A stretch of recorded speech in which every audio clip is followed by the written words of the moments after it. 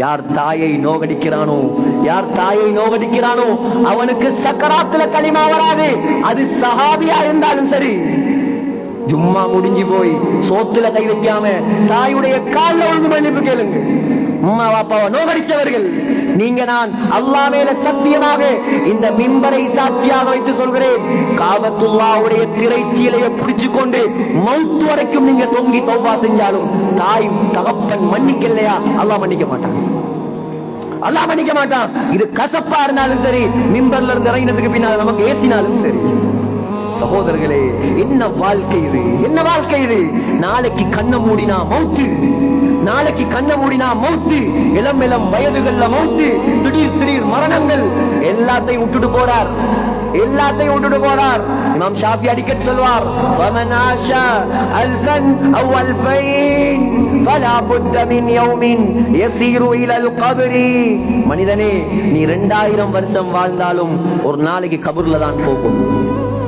ஹாரூன் ரஷீதுடைய மகன், ஃபைதா ஹமல்த இலல் குபூரி ஜனாஸத்தன் ஃபஅலம் பிஅன்னக பஅதஹா மஹ்மூலு.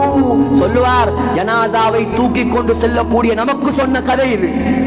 எத்தனை ஜனாஸாவை தூக்கி இருப்போம் நாம, எத்தனை ஜனாஸாவை அடக்கி இருப்போம் நாம. சொன்னார் ஹாரூன் ரஷீதுடைய மகன், ஏ மனிதனே, ஜனாஸாவை தூக்கி கொண்டு செல்லும் போது நன்றாக உள்ளத்தில் பதிய வைத்துக் கொள், உன்னையும் ஒரு நாளைக்கு இப்படித்தான் தூக்கிக்கிட்டு போறான். என்னத்தை வைப்பான் சகோதரர்களே? ஒரு ஊர்ல ஒரு ஜனாசாவுடைய காது பூ கலண்டு வரல, காதை வெட்டி கலட்டி எடுத்தான். அப்படியான மிருகங்கள் வாழக்கூடிய உலகம். நீ சேர்த்த தங்கம், நீ சேர்த்த பணம், நீ சேர்த்த சொத்து எதுவுமே வராது. உலகத்துல வாழக்கூடிய காலத்தில் உம்மா வாப்பாவை சந்தோஷப்படுத்துங்க, அல்லாஹ்வை சந்தோஷப்படுத்துங்க, அமல்களை கூட்டிக் கொள்ளுங்கள். அல்லாஹ் நம்முடைய முடிவுகளை சிறந்த முடிவாக ஆக்குவான். எனவே கண்ணியமான சகோதரர்களே, முஸ்லிம்கள் செறிந்து வாழக்கூடிய இந்த ஊரில் நாம் இருக்கிறோம். முடிவெடுங்க, இன்றைய நாளில் முடிவெடுங்கள். நம்முடைய ஊரில் யாரும் இரத்த பந்தத்தை துண்டித்தவன் வாழக்கூடாது. என்ன செய்திருக்கலாம், என்ன பாவம் செய்திருக்கலாம், என்ன அநியாயம் செய்திருக்கலாம். இன்றைய தினத்தில் நான் அவனை மன்னிக்க போகிறேன்.